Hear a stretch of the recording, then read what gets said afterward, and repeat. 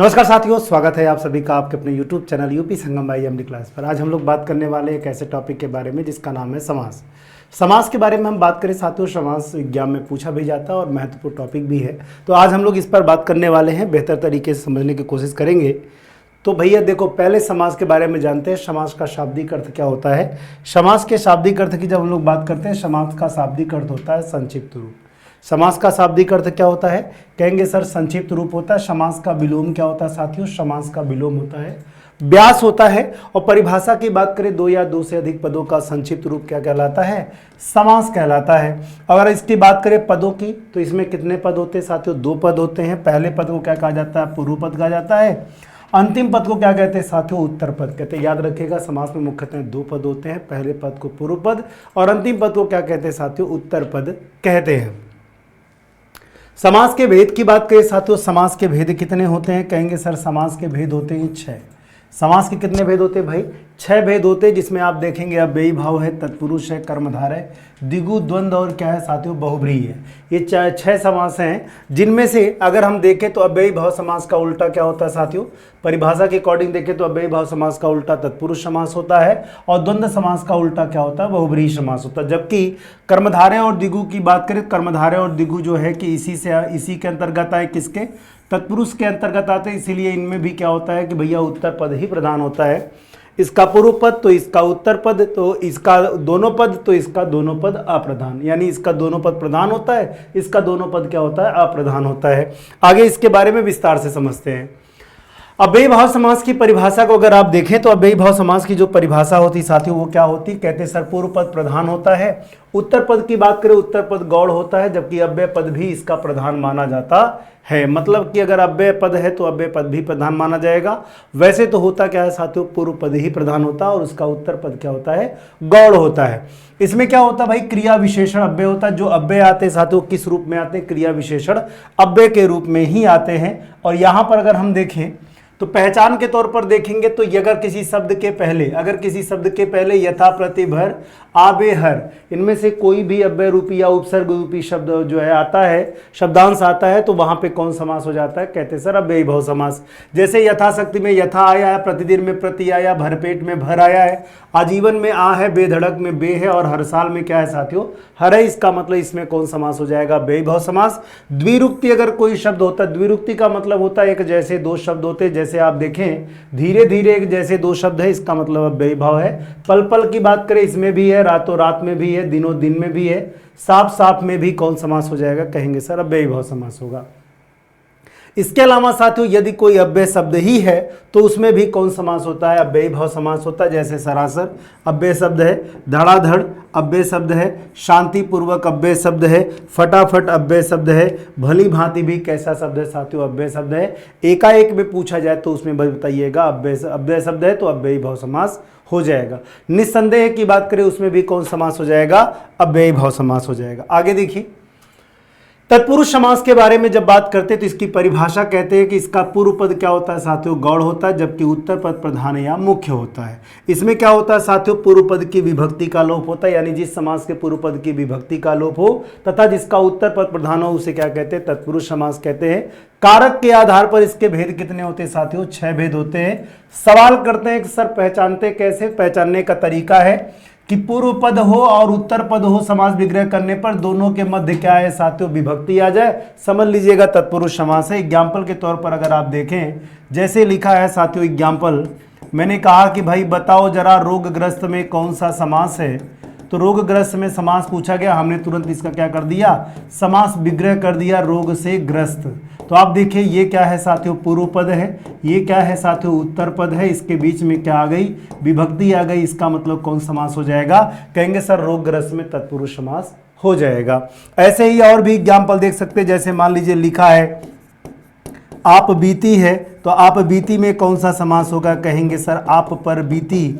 आपका मतलब स्वयं पर बीती, तो इसका मतलब इसमें भी विभक्ति आ गई बीच में, तो इसमें भी कौन समास हो जाएगा, तत्पुरुष समास। ऐसे ही आप स्वर्ग प्राप्त कह सकते हैं, यश प्राप्त कह सकते हैं, चिड़ी मार कह सकते हैं, गगनचुंबी कह सकते हैं। अगर आपसे पूछा जाए इन सब में कौन समास है, कहिएगा सर तत्पुरुष समास है। यहाँ तक कि जलमग्न हो या साथियों आशातीत हो, रेखांकित हो, हवन सामग्री हो या साथियों क्या लिखा हो, राजपुरुष लिखा हो, या जो है राजपुत्र लिखा हो, राजनंदिनी लिखा हो, इन सब में भी कौन समास हो जाएगा?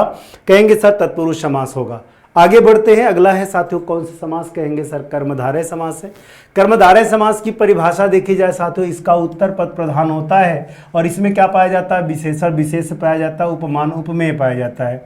समास विग्रह का प्रारूप कैसा होता है साथियों? पूर्व पद है जो उत्तर पद। एग्जाम्पल के तौर पर अगर हम देखें, जैसे हमने कहा है महापुरुष है, अब हमें महापुरुष का समास विग्रह करना है।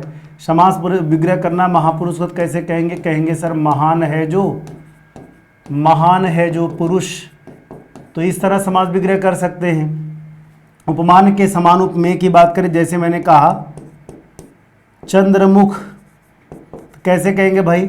चंद्र के समान मुख, ये कह देंगे। यहाँ पर उपमेय क्या है? कहेंगे सर मुख उपमेय हो गया और चंद्र क्या हो गया? उपमान हो गया। अगर हम इसकी बात करें तो इसमें देखेंगे क्या है भाई? मैंने कहा जैसे चरण कमल है, तो चरण कमल की बात अगर हमने की तो क्या कहेंगे भाई? कमल रूपी चरण कहेंगे, कमल रूपी चरण कहेंगे। तो इसमें भी क्या हो जाएगा? इन सब में कर्मधारय समास है। खैर, अगर पहचान के तौर पर आप देखें तो आप कह सकते हैं कि सर इसमें कौन समास हो जाएगा? देखो पहचान का तरीका क्या है साथियों? किसी शब्द के पहले सत, परम, दुर, सु, कु, अध, इनमें से कोई भी उपसर्ग आएगा, कर्मधारय समास होगा। जैसे सज्जन में कौन समास? कर्मधारय।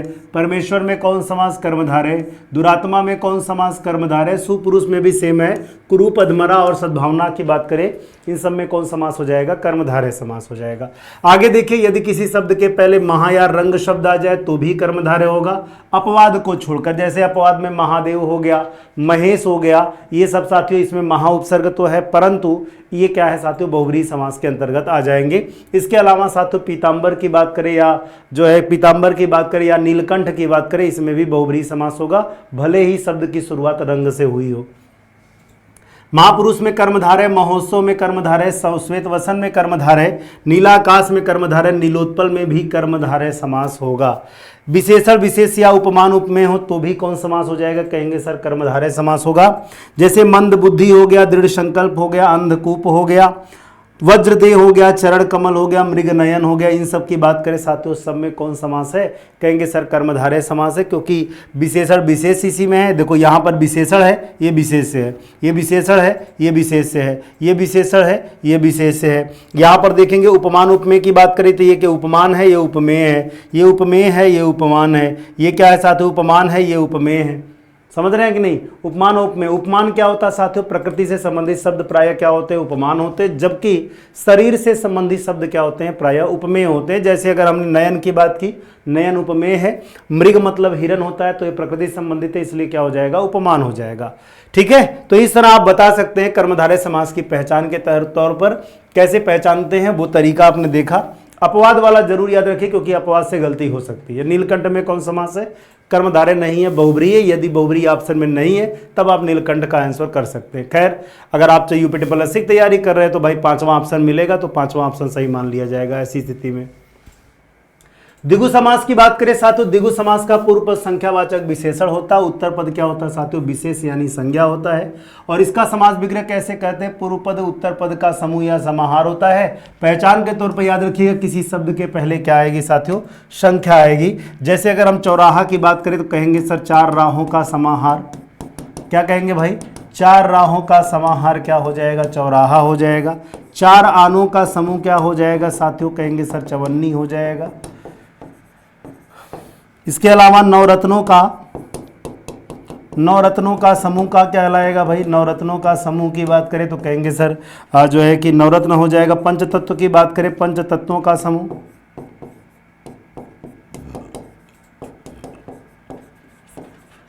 क्या हो जाएगा भाई? कहेंगे सर इन सब में द्विगु समास है। कौन समास है भाई? द्विगु समास है। आगे बढ़ते तो बात करते साथियों किसके बारे में? द्वंद्व के बारे में। द्वंद्व आपस में ही कराता है, तो इसमें दोनों पद क्या होते हैं साथियों? प्रधान होते हैं। और इसमें खास पहचान क्या होती है साथियों? दोनों पद क्या होते हैं? विपरीत शब्द आते हैं, पूरक शब्द आते हैं, संबंधित शब्द आते हैं। इसमें प्रायः क्या किया जाता है? योजक चिन्हों का प्रयोग किया जाता है। प्रायः की बात कर रहा हूँ, हमेशा के लिए नहीं। वो भी ध्यान देना कि कैसा शब्द है। अब देखो विपरीत शब्द की बात करें, जैसे पाप पुण्य है, विपरीत है धर्म धर्म है, विपरीत है लाभ हानि, विपरीत है जीवन मरण, विपरीत है दिन रात, विपरीत है। लेकिन साथियों पूरक की बात करें, पूरक का मतलब क्या होता है कि जैसे धन दौलत एक साथ आएगा, पूरक है। जैसे मैंने कहा कपड़ा लत्ता, पूरक है। रुपया पैसा, पूरक है। घास फूस, पूरक है। संबंधी शब्द की बात करें, जैसे माता पिता, भाई बहन, राम लक्ष्मण सीता राम, गौरी शंकर, राधे श्याम, हरिहर, ये सब क्या है साथियों संबंधी शब्द है, यानी कि एक दूसरे रिलेट करते हैं, तो इसलिए याद रखिएगा वो संबंधी शब्द में आ जाएंगे। माता पिता हो गया, दीवारात्र हो गया, पाप पुण्य हो गया, घास फूस हो गया, इन सब में कौन समास है मेरे भाई? कहेंगे सर द्वंद्व समास है। आगे देखिए लास्ट है बहुव्रीहि समास। परिभाषा इसकी बनती है जिस समास का दोनों पद क्या हो साथियों अप्रधान हो, उसे क्या कहते हैं? बहुव्रीहि समास कहते हैं। इसमें तीसरा पद क्या होता है? प्रधान होता है। याद रखिएगा इसमें कोई भी पद प्रधान नहीं होता है। तीन तरह से परिभाषा इसकी बन जाती है। पहचान कैसे कहते हैं? पहचान करने का तरीका यह है कि या तो योगरूढ़ शब्द होगा। योगरूढ़ शब्द क्या होता है साथियों? दो शब्दों के योग से बना शब्द यदि कोई विशेष अर्थ प्रकट करता है तो उसे क्या कहा जाता है? योगरूढ़ शब्द कहा जाता है। जैसे अगर हमने कहा लंबोदर, तो लंबा है उधर जिसका वो कौन होंगे? गणेश जी होंगे। कोई स्पेशल नेम है, इसलिए लंबोदर में कौन समास हो जाएगा? कहेंगे सर बहुव्रीहि समास हो जाएगा। और शब्द कौन सा होगा? कहेंगे योगरूढ़ शब्द हो जाएगा। चंद्रमौली योगरूढ़ शब्द भी है, पर्यायवाची भी है। गजानन योगरूढ़ शब्द भी है, पर्यायवाची भी है।